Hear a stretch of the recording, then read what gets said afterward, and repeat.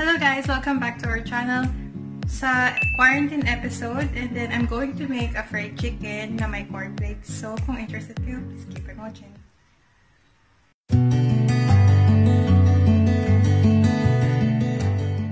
So we need 3 Thai part. Ayan siya. Didefrost ko lang ng konti, and then balikat ko kayo. So, prepare ko na yung mga ingredients. Ito siya. So, meron tayo dito. We have the pepper, lemon, and then we have garlic powder, then salt. Then, ito yung cornflakes.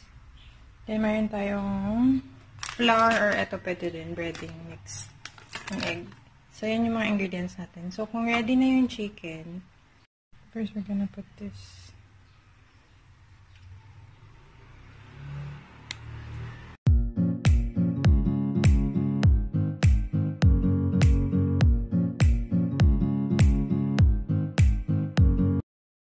So, after putting all the ingredients, you just have to mix it up.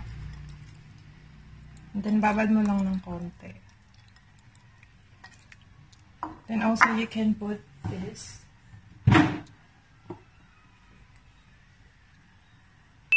Diyan natin ito.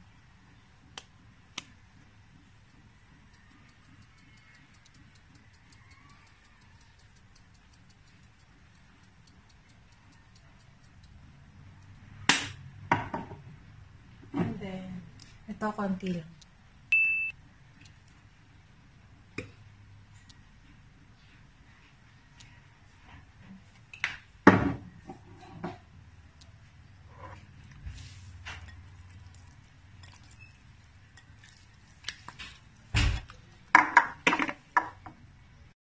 Okay, now I'm getting the chicken. Then, lagyan mo na siya ng flour. Make sure that it's covered. And then, after, egg naman.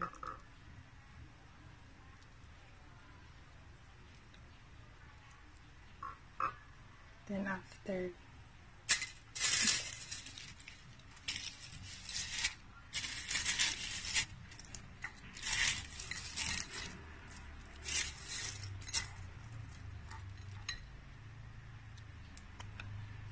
so, ganun lang din, same. Roll mo lang muna siya sa flour or breading.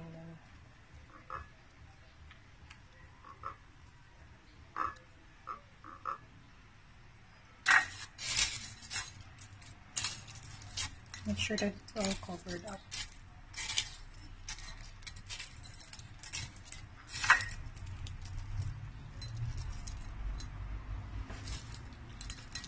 So, let's put it here.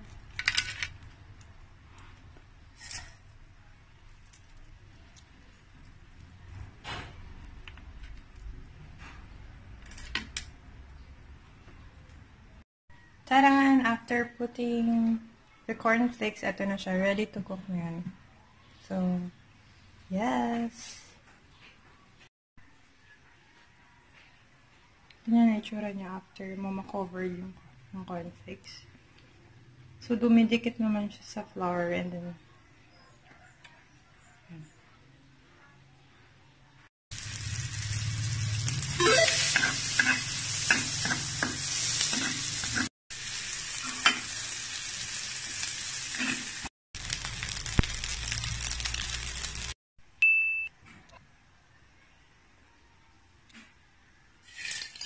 I'm using canola oil. Tama na.